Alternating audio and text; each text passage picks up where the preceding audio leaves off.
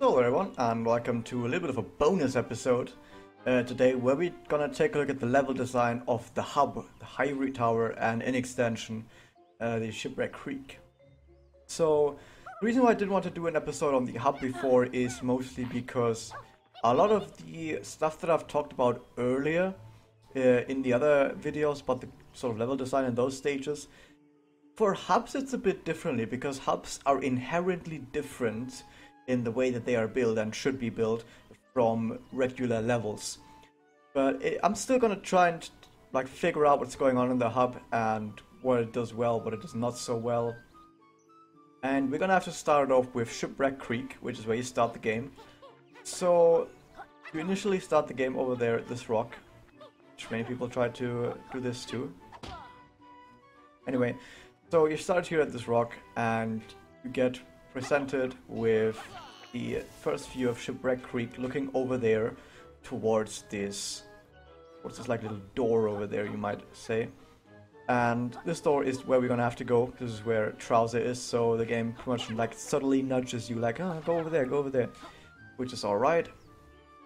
But it doesn't really matter too much if it doesn't nudge you in the correct way right away, because the way that this area is built, it's very obvious that we have a little bit of a more open area right here where we can just run around, test some of our abilities that we have, which at the start of the game is none, because we just have the ability to jump a bit, like double jump. That's all we can do. Woohoo, double jump. So with that you can walk around a bit, you can try and explore, and other than that, you're gonna figure out fairly quickly that just with jumping you can't actually do too much, but at the same time there's not actually that much in this area to begin with. So I think it's a good starting area. It's just pretty nice to just jump around and get a feel for how the game looks, how the game works in at least the simple jumping mechanics, and yeah, just get a little bit of a feel for it at the start. It's totally alright. There's no big challenge here. There's nothing to overcome. There's nothing important to explore or anything. It's just let's just give you a little bit of a room to run around in and enjoy the way the game feels to just play for the first time, which is alright. Then you come over there to Trouser, you get the ability to attack, which is very needed. At that point you can already do stuff like this and go really far and jump around a bit, attack stuff, attack enemies, open chests. That's a nice basic ability to just run around in. And after that you're given the task of getting at least 5 quills. Now there's 10 quills in this area, we can also see in the totals. We do have 10 quills in this area. There's no quills in Hivory Towers itself, which I think was a good idea. And there are 10 quills around this area though, just to get you a little bit more of a feel for the game as well, with the addition of attacking and now actually having a goal. So now with the goal in mind of going around attacking these chests, which by the way there's a chest right next to Trouser, so you can test it out right there and be like, oh, we can destroy chests and there's stuff inside, oh that's cool. That's stuff you've learned immediately, nice.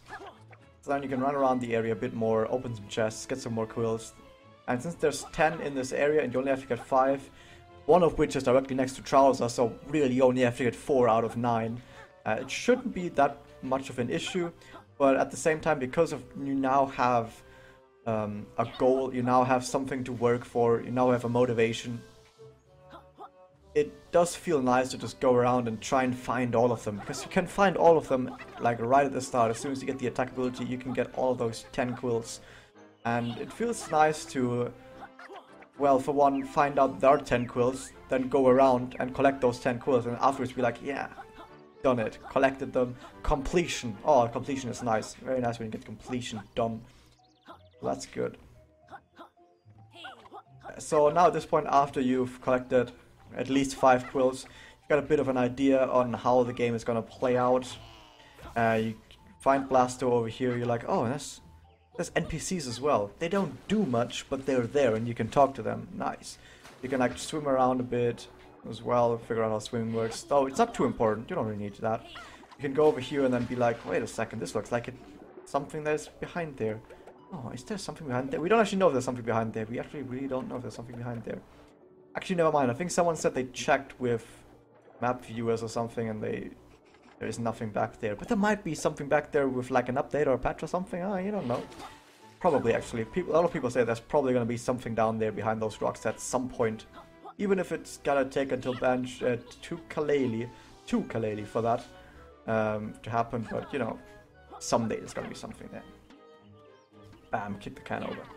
It's actually also nice to get some physics object like this can or the wheel that I was playing with earlier as well. Just like, have a little bit more of a feel-good play area. So I guess this is what you would call this area. It's like the feel-good play and explore area where you can just go around. Nothing too important here other than those quills. So it does feel nice to just run around. Let's look at some of the gags as well, like this thing where Laylee sits, because Laylee's a bat, so she sits on something that's on the ceiling. Isn't that interesting? There's some physics object. Oh, nice.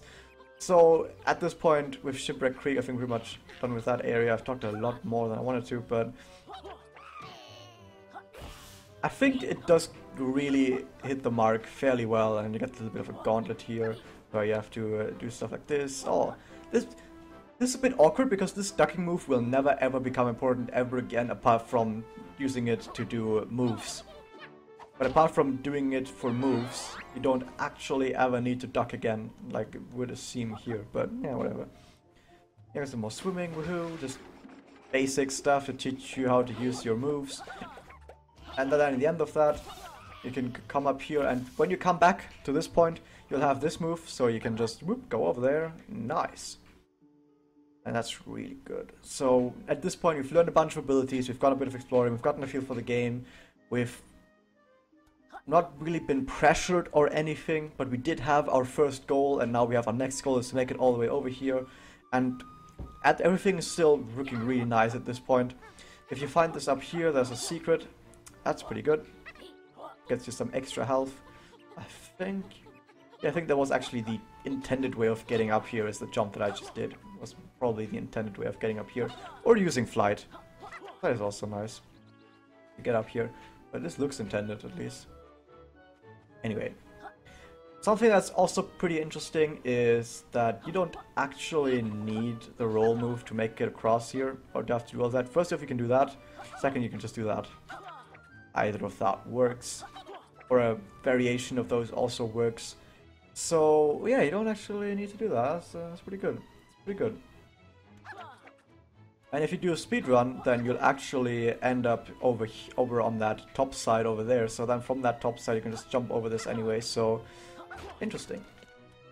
So over here, you get introduced to a bunch of enemies and health. And if you want to, you can just jump up here and go over that. You can either, I think you can go from here, something like that, or you can jump up here for once, or if you didn't destroy this barge, you can jump on the barge and then go up there. So you can do a little bit of stuff like this to jump around here, that's pretty good. And if you're a speedrunner, again, you can do some sequence breaking where you do this jump, and this jump right here will skip the cutscene. Woo! Enough about speedrun stuff. I like that, for pretty much, for the most part, yeah, I really like Shipwreck Creek. Shipwreck Creek is really well done. You could say that, oh, maybe later when you come back, when you've gotten more moves, there could be more stuff to do here with other moves. But not necessarily, actually. Because if you were to put more stuff in here for other moves, then when you play this game for the first time and you walk through this area, you might get a bit confused, you might get overwhelmed. And that might not be a good idea, or in the worst case scenario, you might actually see something where you're like, oh, I wonder if I can interact with this thing over there. Like, let's say there would be a laser that you would have to redirect with the camo cloak, and you see that in here playing for the first time, and you don't have the camo cloak ability yet. You might get confused by the laser and be like, what do I do here? I don't know.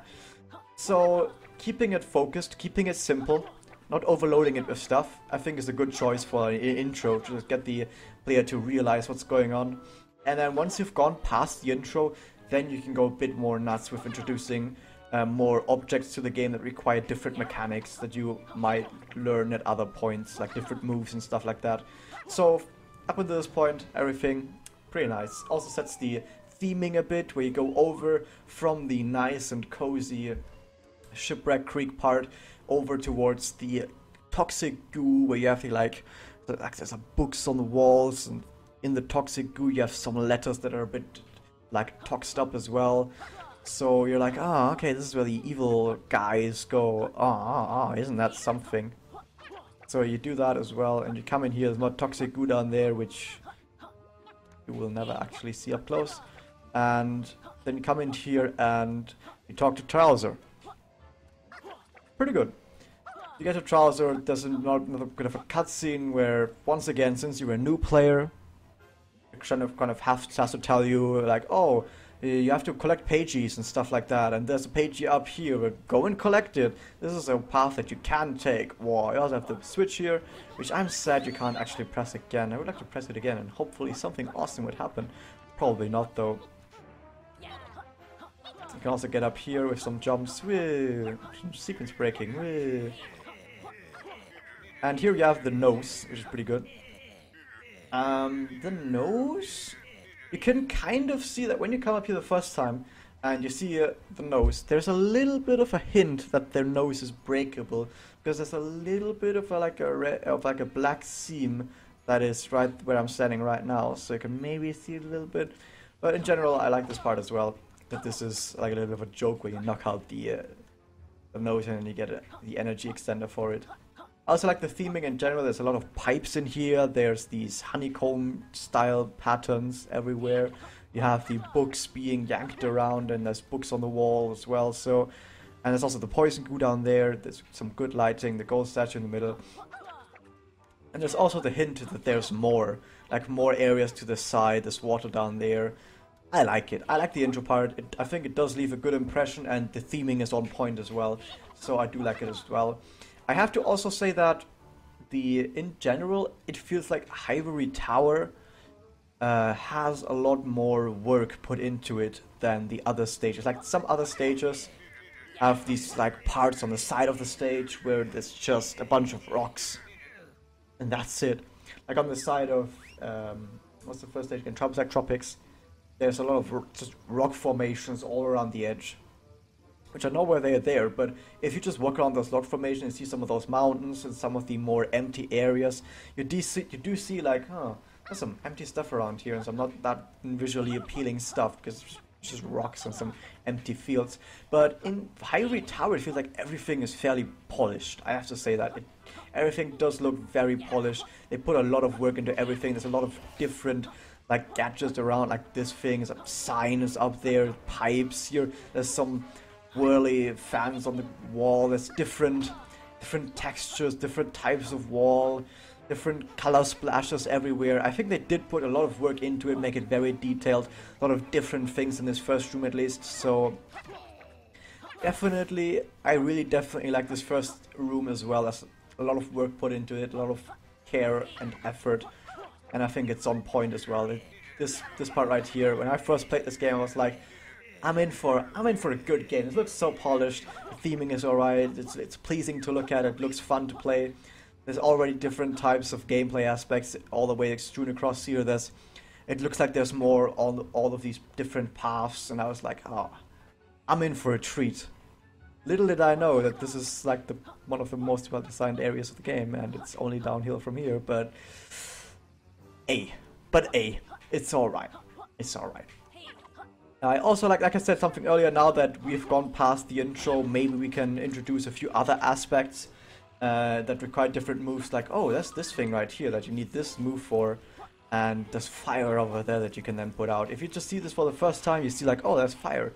I don't know what to do about fire. And you go over here and there's like, oh, there's these berries. I don't know what to do with these ones, but maybe they're connected, maybe they don't. You don't know at this point. But at least you see some stuff where you're like, oh, I'm gonna come back later, I'm gonna do that stuff, it's gonna be nice. There's lots of other stuff down here. I don't think it's that important. It's interesting that there's actually like bones down there. I don't know what they were doing there. There's actually bones down there.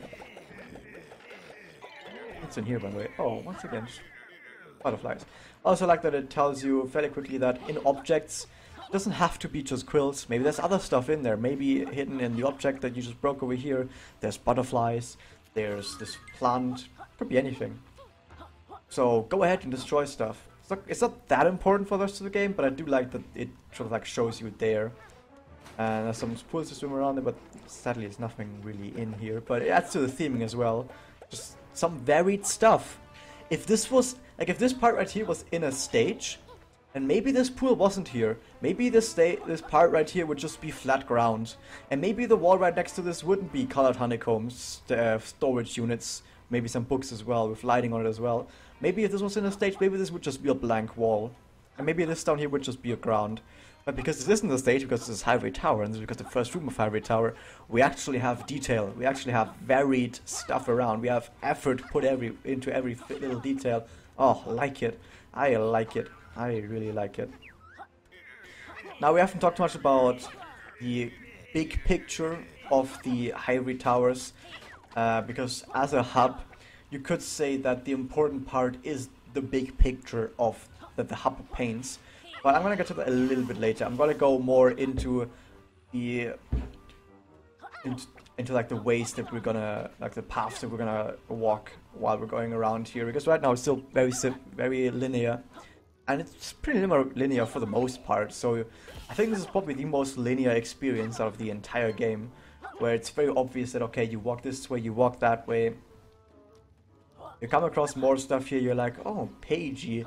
Can I do anything here? No. But there's a light over here on this bush thing, so I probably use this to do something, but I can't do that yet. And the page also tells you, nah, you can't do stuff yet, which also not very subtly, but very directly tells you, well, there's points in this game where you definitely need other moves. So it's not just like, oh, you missed something and you could have done it. No, you do definitely need other moves that you don't have yet. Oh, I'm on CCTV. Anyway. Yeah, as I come up here, if you're a speedrunner, you clip through the wall here, but we're not doing that, even though I am a speedrunner. So, you go into your first home, and you can already see in this room that, oh, there's even more stuff in this area, but once again, we're not really doing anything here. We're just sort of playing around and going into the first stage. So the first stage, that stage happens, I'm not gonna go in there because I've already done a video on the first stage. Woo!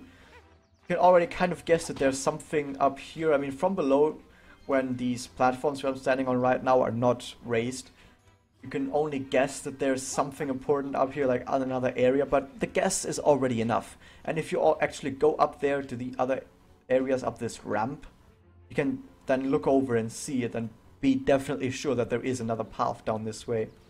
But you can't actually go to this way even after you've gone to the first stage, so you're forced to go back towards the entrance. Also a lot of detail in this area right here, I like it.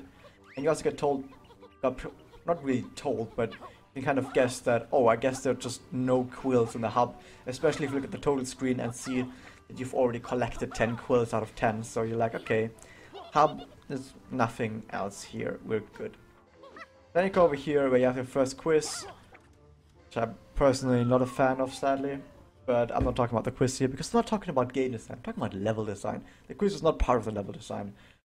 So instead we're going into the second area. Now at this point I will have to talk a bit more about the bigger picture of the hub, and at this point the hub sort of turns from being a linear path between like the intro and the first stage, and now at this point the hub actually becomes a hub, because now at this point we're getting a bit more freedom, we're getting the hub expands a bit, we're getting more of a sense of, oh, there's a lot of more like sort of different ways to go, it's different stuff to do, and it keeps expanding from here on out. So I would say this is the point where the hub starts becoming a hub. So with that I also have to talk about what I think is a hub and what actually the point is of a hub. So differently from a level where the goal is pretty much just have fun, I guess, whoa. And I mean, of course, the goal is not to just have fun, the goal to have fun is for the entire video game, but I would say that there already is a difference in just that, because all of the different levels is the goal of the game, is to be in the levels and to do gameplay stuff, but the hub has a different idea of what to do. The hub has the sort of goal of linking all of the different gameplay goals that are in the game, which is that thing down there just stop for a second. Yeah, it does stop. Huh, awkward. Anyway, the goal of the hub is to be a connector, a link between all of the different levels, and the levels is where you want to be. So what earlier games did is, instead of having a hub, is they just had like a level selection where you had like just a map with a bunch of levels on it, and you would select which level you'd want to go to, and then you would just go from level to level. Whoop-de-doo. Does its job, but it's not very interesting. But back then for those games, it was totally fine. It didn't need anything like a hub. But as games became more modern, everything went 3D. You were like, well, wait a second. Isn't it, if we have like an adventure and we want to explore a big area and like a thematic area as well, wouldn't it be great if we had not just a map where you just select all the levels, but instead all the levels were actually interconnected, not just between the levels, but you would have an area that connects all of the levels, and you would get to run around that area, you'd get to explore it, and then from there you could branch off into all the different levels, like in Super Mario 64, or obviously Banjo-Kazooie, or any Zelda game actually, they did it in 2D already. That's really good, and it does work, especially because the adventure aspect became more of a thing in games. Nowadays, a lot of games do have a lot of adventure aspects of trying to like traverse a giant world that you get thrown into, and you want to explore it and figure how the world works, and yeah, pretty much you want to immerse yourself in that world and explore everything and run around and have your own little adventure. And in that aspect, something like a hub world had to exist that connects everything. So that's pretty much the story of the hub world, I guess. So that's also the idea behind the hub world. Connect all the levels more nicely. Does this thing blink? Oh, it looks like blinking. I mean, of course it flashes on and off, but the eyes blink. Huh, good. Anyway. But now gameplay-wise, what does a hub look like gameplay-wise? So the hub itself is obviously still content. It's part of the gameplay. You do spend some time in here. You don't just walk from stage to stage. If you were to just walk from stage to stage, then it would kind of be like a map where you just select your stage, but just instead of selecting, you now walk around. That's not a step forward, that's a step backwards. We don't want that. We want to actually have gameplay in this area as well. So what sort of gameplay do we put in this hub? In this case, Hivory Towers. So since we start in the hub, we can actually have our tutorial be in the hub, no problem there. And we can sort of like secrete it from the rest of the hub, which is what happened here. The tutorial area is on the edge of the hub, you would say. You don't really come back there to like connect to other areas. You come back there when you have a bunch of moves to get more pages, like 2 pages, woohoo. But you don't get there to get connected to other areas. If it did, it wouldn't be that big of a difference, but like I said, it doesn't have to be, and it's nice. It's nice that the tutorial is more secreted from the rest. So you have your tutorial, you come in here, and like I've already kind of mentioned earlier, you get it thrown at you some of these other mechanics, these gameplay mechanics where you're like, okay, I need a different move here that I don't have yet. This philosophy of needing a move that you don't have yet is something that I think fits better in hub worlds than the stages themselves. A lot of players feel like they want to go into a stage, complete it, and then leave the stage. A lot of players feel like that. A lot of players don't like backtracking, okay? That said, there are some really cool things that you can do with backtracking, like you can add more gameplay value to other stages that you've been in. You can create more anticipation of like, oh, I want to come back to this place later on and use an ability that I've learned later in the game. But I think in a hub world it fits a lot better, because in a hub world you get already, before you've gone into the stages, you get presented with all of the opportunities, all of the different ways that this game can turn out. You get told like, hey, these bushes with the berries on them, you're going to be able to interact with them, and it's going to be great. Or you see this underwater stuff, you're going to be able to do stuff down there as well. You're going to be able to go underwater and do moves down there. Oh, great.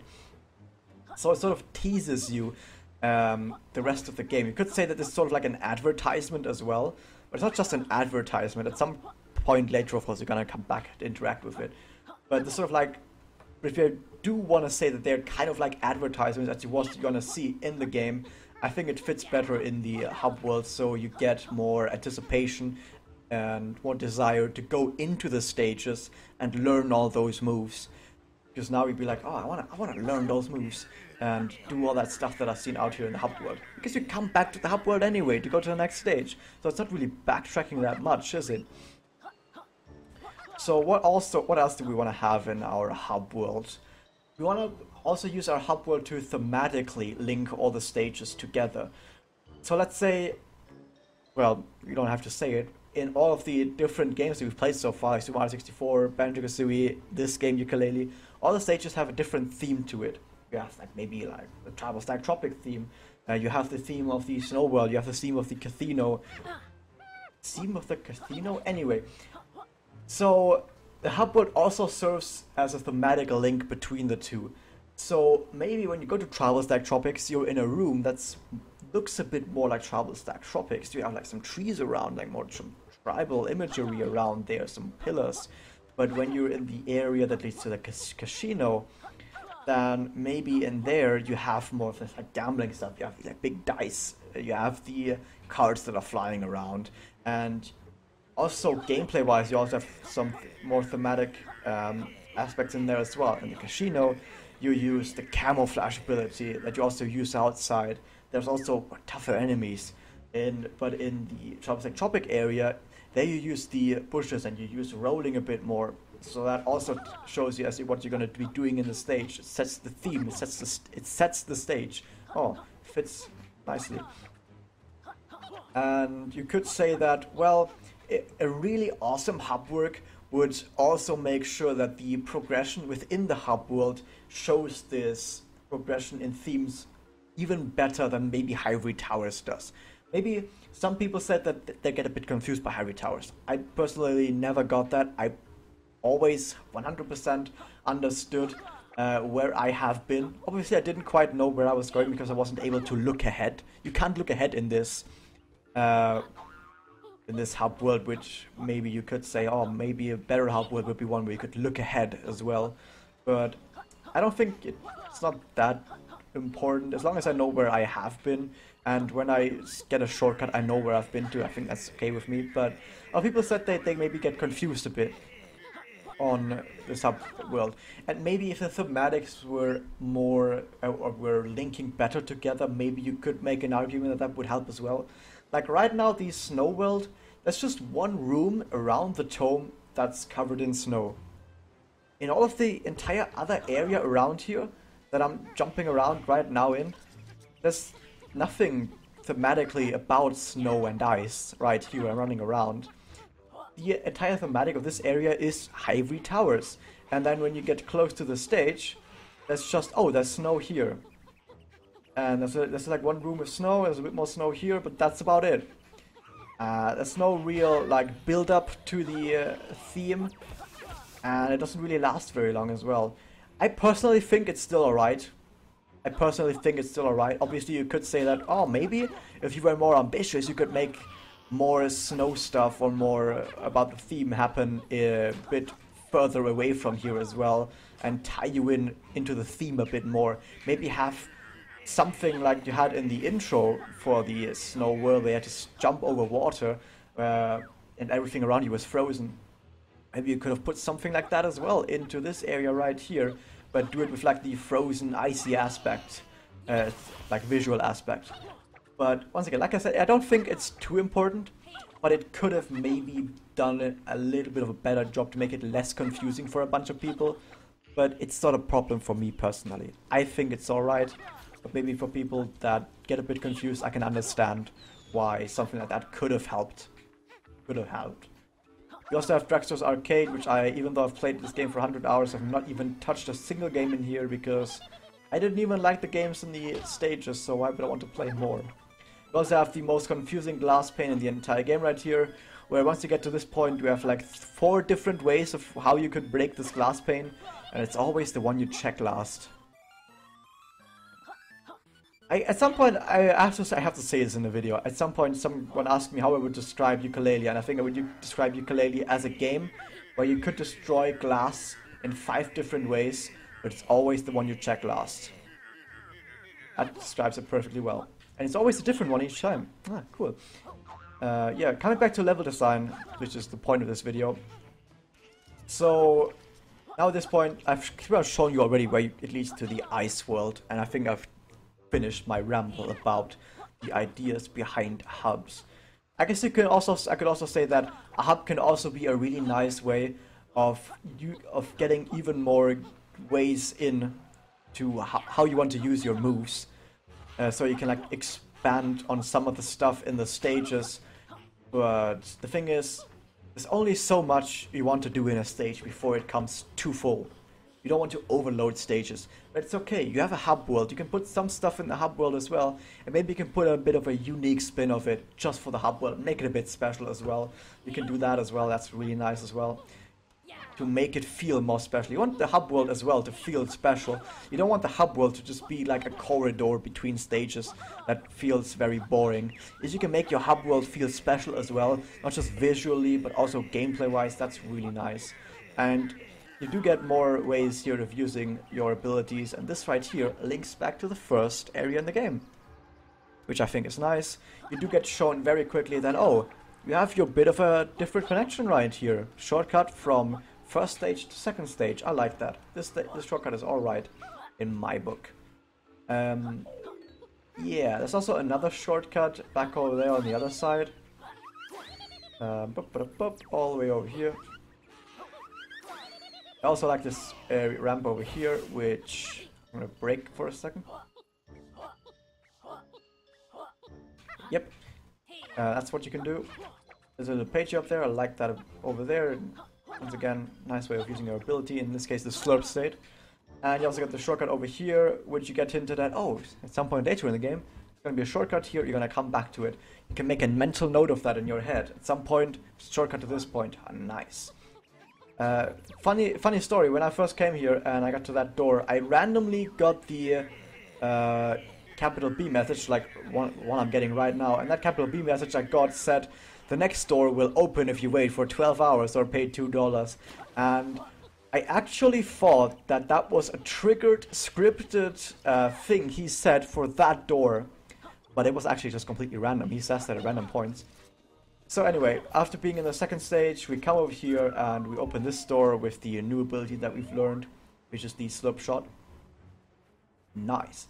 We go in here, we have a little bit of another puzzle. Nice as well. We can use to get another pagey, and we get introduced to the next ability in the game, to go underwater. And with that ability you go down there, you press another button. This area right here is very focused, it's linear. This area right here is pretty much just, we're gonna teach you a new move, you're gonna have some nice stuff around, hanging around, and you can have a little puzzle as well. Isn't that great? Now that said, they could have maybe done a little bit more on the left side here, maybe put another puzzle here, but it's alright. It's alright. There's always more potential that you could be like, oh, there could be something more here, there could be something less here, but ultimately, if you're not the one designing the level yourself, you can't really just go ahead and see how it would have looked, how it would have played if you go ahead and actually put it in the game. Because if you can't put it in the game, it's also speculation. Also, I actually like on the ground, you have the platonic triangle and tonic bottle. Nice touch, nice touch. Also, like some of the books have nice names like jetpacks and butlers. Anyway, you come over here to the waterworks, which is like, okay, now you've learned the ability to use the water ability, so here's a place where you can use it a lot. Nice. And you can also kill these guys if you want to. Yeah. Screw these guys. I don't like these guys. These are only worst enemies. Pulpit Marines are what they called, by the way. Nice name. You got a little bit of a gauntlet down here, which basically is like, hey, do you know that if you're underwater in the bubble, you've got a little bit of a different physics, so if you go around curves and jump around a bit, it behaves a bit differently, but at the same time, these little things, these streams of water, they don't do stuff to you if you're in a bubble. Oh, nice. Teaching the player how to do stuff. And it also teaches you over here that Well, I guess it doesn't kind of teach you that well that if you're in the bubble you don't get pushed away by the currents, because all the stuff that you're doing down there with the obstacle course, you would maybe call it, right here with the hoops, or going down there below this is stuff that you do in the bubble anyway. So if you do it in the bubble anyway, you don't actually get to see that if you do it outside the bubble, it does do stuff to you. So maybe it could have done it a little bit better there, because if you go here and you go try and swim through it, you're like, oh, it doesn't work, unless you use speedrun strategies. With speedrun strategies you can do it anyway, but obviously a regular gamer wouldn't use speedrun strategies in their first playthrough. Why would they? They come up here. I like that this is not just steps, this is pipes with some girders on top, not girders, some stuff on top of it. Nice, I like that, some fence. You come in here, it's more thematics for the stage itself, but once again, it could have maybe expanded those thematics a little bit, but it's alright. When you come here, you're like, oh, there's pumpkins and thorny stuff and wood, and it looks a bit like more like sinister and like evil, and stuff hurts you. Ah, so theming is on point, but like I said, maybe do it a little bit expansive, more expansive, but that's alright. Funnily enough, this area right here, you don't actually have to play this stage. You can just do speedrun stuff and skip this world. Whee. There's actually like 10 different paths you can take from the entrance to up here. So if they want to fix the way you can skip World 3, they would need to skip they would need to change this room quite a bit, actually. Anyway, so you can skip stage 3, but it's not really that big of an important thing for playing it casually. You also have Crazy Kirkhope. He's Crazy Kirkhope, which I have to say for most people is one of the worst pages in the game. I like the idea, and it has character. I like the idea, and the style and the humor is on point for that pagey. It's a really fun idea. It has a really fun personality that plays into how you acquire it. It's like, oh, it's Crazy Kirkhope, you have to chase it. Oh, wow. It's just that I think it's a bit too fast, and it's a bit too erratic, because damn, even speedrunners sometimes spend multiple minutes chasing after that thing. Anyway, it's just Crazy Kirkhope. Anyway, after that, this area again I think is pretty good. You also have the how it connects back down there to the part that we see down there. The first area, exactly, the first area. It leads back to the first area of Hivory Towers from underwater, and then you come up there underwater and you're like, oh nice, this leads back to the first area in the game. I really like it that when you come out of a shortcut and you look around, you're like, oh, I remember where I am. Which I think in this case really is a thing that happens, because for this shortcut right here, when you come out of that water, you see the big golden statue in front of you, and you're like, oh, golden statue. Yeah, I'm in the first area of the game.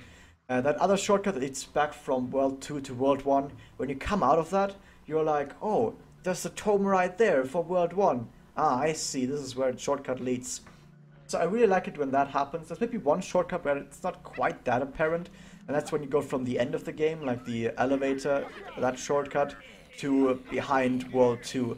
But the thing is, you still have that mental note in your head that there is a shortcut there. And by the time you reach that elevator that leads to the final boss, you're like, I guess I'm kind of at the final boss, so I'm not gonna see that much more of the game in Hivory Towers. And so you might be able to figure it out. Like, at least when I first came to that elevator and saw the shortcut next to it, I was like, oh, this has to lead to that one shortcut, leads to World 2. Like, I figured it had to be that, and it was that.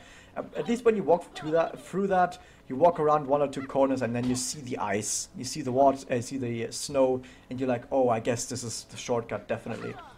So I'm a fan of that, and I think this hub does it very well. In general, I think the hub is done fairly well. Once it's like some other parts in the rest of the game, I could say that, oh, there's a little bit of a missed opportunity here and there. But for the most part, the hub is very polished. There's a lot of work that went into the hub. There's a lot of different things to look at and jump around in. The gameplay is varied. It makes you use the moves from the from trials that you get for free, but it also makes you use the abilities that you learn within the stage to continue on, and it also gives you shortcuts between the areas. I like it. I like this area, and I think it's not just this area, but Hivory Towers in general. I like Hivory Towers. I think it's a cool area, and I think it does well enough to make it not as confusing. Now, if you played the game and you think it's confusing, then the only thing I can really say about that is, well, you might have to play the game a second time. Because I think the hub does do a good job of being diverse still between each other. Like, obviously you could say that, well, a lot of the aesthetics are the same, like these pipes and the ground and the wall, they're all the same. But because all of the rooms work so differently, the archive is a very unique room. Waterworks a very unique room. The first area of the game, where you have the golden statue, that's a very unique room because you have this giant golden statue there. And then you have the area outside. It's very unique because it's outside. I think all the areas are still unique enough that it does a good job of telling you that they're all different areas.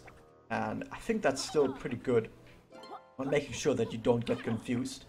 Now, something else that I've heard some people say that it's confusing because it's not very obvious how the connections work. And a lot of people say that, oh, right here, there's a lot of pipes that you walk in, so you're like, oh, wherever I'm coming out of, there should be a lot of pipes, and I'm maybe going inside somewhere, because it looks like I'm going inside somewhere. And then they say, oh, but when you come out right here, suddenly all the pipes are gone. You're going through like a honeycomb door, and you're outside, and suddenly none of the pipes are there anymore, and you're just outside. Like, what's going on? And I think that's the only door in the game that does that.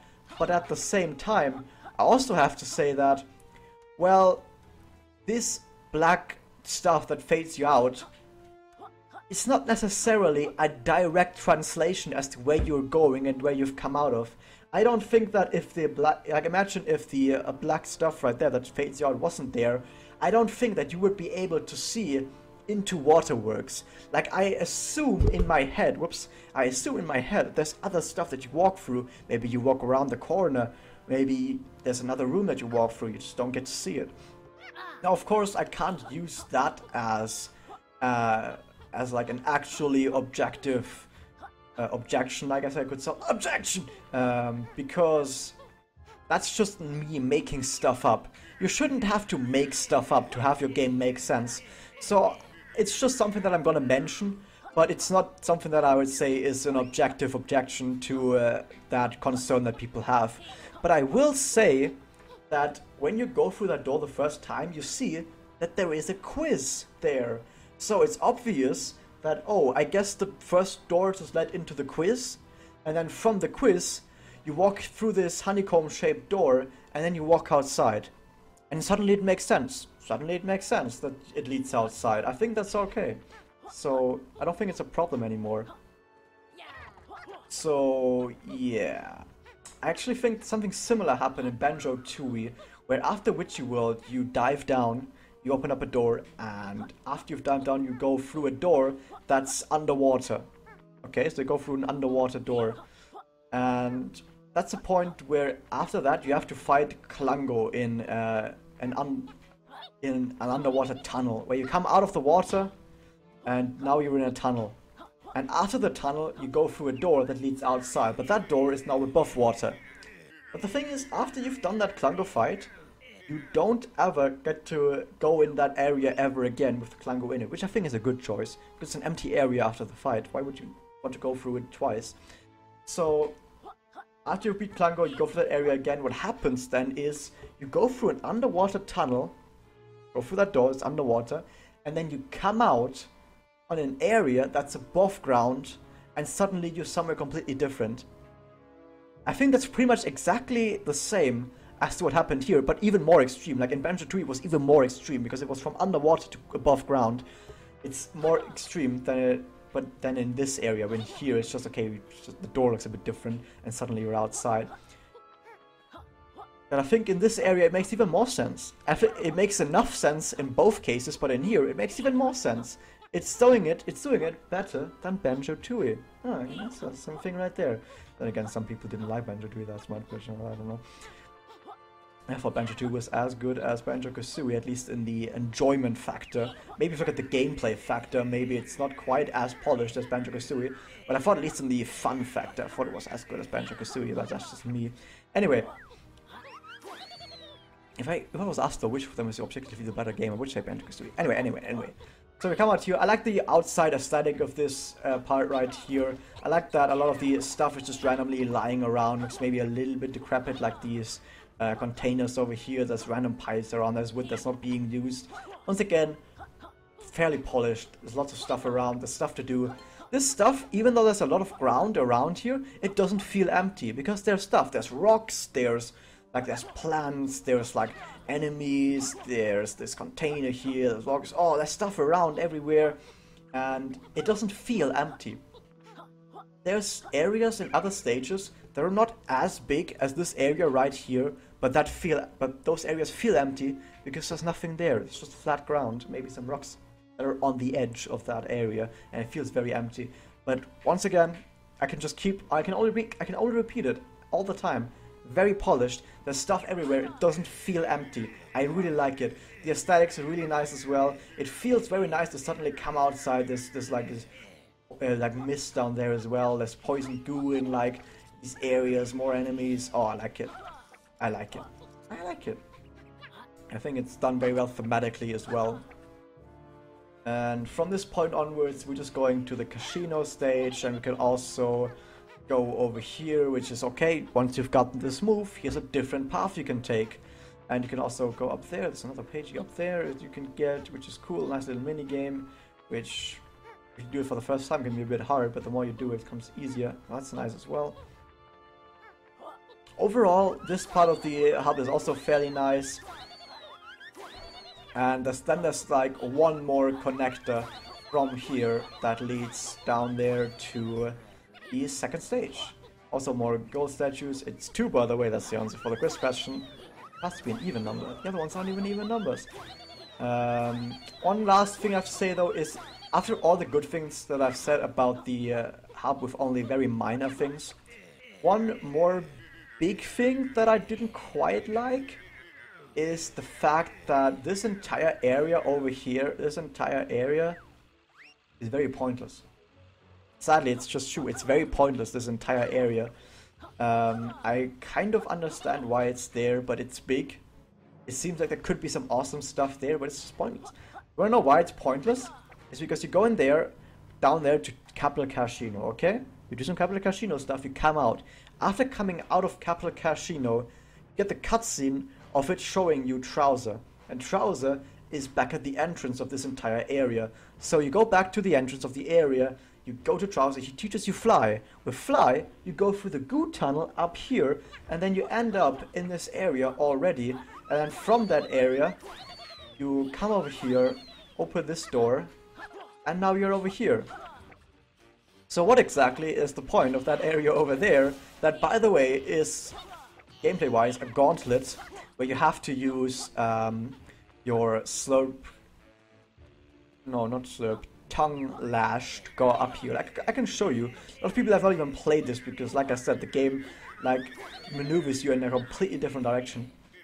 So you go up here, you use some slurp shot to go around here, fight some enemies. Oh, enemies. Come up here, you get blown off here a little bit if the wind is blowing. Oh no, so you have to do that. Wait for either the wind to subside or use fast slurp shot, and you do exactly the same here, but this time the stakes are upped, because if you get blown off here, you fall into the goo, and if you fall into the goo, you have to walk over some,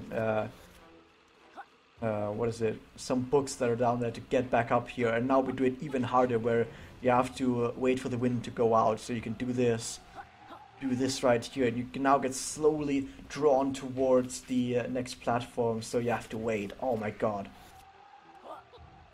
That's a nice little gameplay section. I think it's a nice little gameplay section, but it's in a really big area, and the game never makes you go there, and never makes this area over there actually worth going to.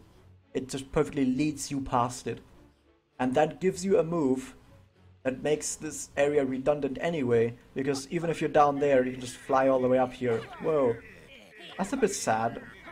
I said this earlier in stage 5 video, where if you have an area that you feel like is getting obsoleted by gameplay, which in this case definitely happens, and happens very real in a very real manner, because barely anyone plays this. Yeah.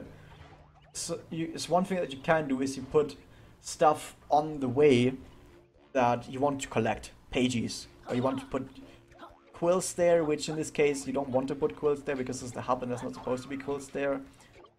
If there were quills in the hub, you would definitely want to put quills up there so you would actually play that part. But since it's not that possible to put quills up here, then maybe you want to put a pagey thing up here. Maybe there's something up here that gives you a pagey. Maybe a very direct way of making it possible that has been done in other parts of this game, which I think wouldn't have been mad about. By the way, slide from the top, Slippy Edition. Ha, nice. The thing about this is you could use the hoop mechanic. So let's say there's a switch at the bottom of this. You press the switch, then a bunch of hoops appear, and you have to go from hoop to hoop, and the hoops lead you all the way up there, and that's you have to do it in a timer, and that gives you a pagey. Now, this is a very direct way of doing it, and you could argue that, well, I don't like that thing of making you do gameplay by forcing you to go a certain way, and that's how you have to do it in order to do this gameplay, to play this content. It feels like it takes a bit of the freedom away, but the thing is, with the way it is now, it's definitely worse. It's definitely the worst version, because now you don't play it at all. So forcing you to play it a certain way is still better than designing it in such a way that you never ever play it anyway. So yeah, that's something to take away, I guess. Which is a bit sad. I think I like this area up here. I also have to say that this area is really big. I think this area is way too big. Was it really necessary to make this area over here that big? Especially if nothing is there. I think that they kind of sort of dropped the ball a tiny bit there on that area, making it way too big. Especially since you don't ever go there. Maybe they wanted at some point to put something else over there on that wall over there where you can see the light shining. Maybe there was an entrance to something else. Maybe there was a gauntlet for another pagey. I don't know. Oh, there, goodbye. But the way it is now, like I said, lost potential. Lost potential. You come up here in this area where, once again, I feel like a little bit more lost potential, because this area, there's a lot of space around here where there's nothing in it. Like this space over here, very big space, has nothing in it. Compare that to the first area in the game, where there was no empty space anywhere. There was stuff everywhere. There were bushes, there were trees, there was stuff to destroy, there was stuff on the walls. Right here it's just doesn't look very appealing to me, does it? So maybe this is because, like some people say, maybe they should have put more work into the game, as in maybe they should have released the game a bit later, like worked on it a bit more, maybe they rushed it a bit more. I can kind of see it, because overall my verdict for the game would be missed potential and inconsistency. Like that's the big thing that I would say about this game, a lot of missed potential. So maybe a bit more time working on it would have helped. Maybe, I don't know, can't say for sure. But yeah, it does show, like if you look at the comparison that I told you, first area to this area, it does look like they didn't put as much work into this like they could have. But anyway, we're kind of done with the hub. By the way, over there, one of the worst pages in the game, slide pages. It's the reason why that page over there is so bad is because the slide mechanics. It's the slide mechanics, the way the sliding works, the physics surrounding the slide mechanics, the way sliding controls. All that was a lot better. And this would have been a fun pagey. But the fact that it's not, and also the fact that one or two mistakes and you miss the pagey by just a few split seconds, also doesn't really help. But yeah, that's just a thing on the side. Anyway, all in all, I think the hub is actually well done. I think the hub is well done. It does a good job. Maybe some of the aesthetics that they use and some of the assets can be a bit samey. Maybe instead of some of the more samey assets that they use, like the pipes, they could have used, like there's a ton of pipes. instead of some of those, by the way, it looks like a face if you haven't noticed. Okay, so instead of some of these aesthetics, they could have used some of the aesthetics from the stage that you can see over there a bit more prevalently. Maybe that would have helped with finding your way around as well. But overall, I think it's done a really well job on it. I think it's really well polished, especially the earlier areas. I think it functions as a hub really well as well, because it does thematically, both visually and gameplay-wise, link the levels together as well, while also giving you a lot of anticipation as to what's to come. More cool ways that you could use your abilities and sort of tease a lot of stuff that's to come as well. It makes sure you don't get lost. I think that's about it, yeah. I like it. It functions really well as a hub, I think. So yeah, I think that's about it. If you enjoyed that, remember to like, comment, favorite, and subscribe, especially comment. I read everything, guys. I can't scratch this enough. There's been a time when I did some more videos that got like a few thousand views, where I got like 20 comments in like an hour. You know what? I replied to like 18 of those. Nowadays I only get like 2 comments in a week, but times change. Anyway, that was that. If you enjoyed this series, then sadly I think this is about it, because there's nothing else to talk about it level design wise. Maybe once the patch hits, I'm gonna maybe do a tutorial on like how 100 paging works, how any percent works, 100% works, could do something like that. Obviously the routes change, new stuff gets found, but especially now with any percent has gotten so low and so fast that there's actually not that much more we can even skip. Like, we barely do any content. So if I were to do a video on it right now, I don't think there's that much more that we could skip at this point. It would just mostly be not new strats, so yeah, that's something to do. Otherwise, if you have any idea on what other type of content I could do for this game, because man, I want to do so much more content. If I don't get any suggestions, I'm probably going to try and come up with a bunch of stuff on my own. But if you have any suggestions as to what I could do, then obviously tell me in the comments. Don't write me a direct message. Those ones never actually show up correctly in my newsfeed. So yeah, not just my newsfeed, in any newsfeed. If you want to talk to a YouTuber, do it in comments for videos. Don't actually send them a direct message. They never find it. That's a big problem with YouTube. Anyways, that was that. Hope you guys enjoyed that. Hope you guys liked it. And I'll see you guys next time.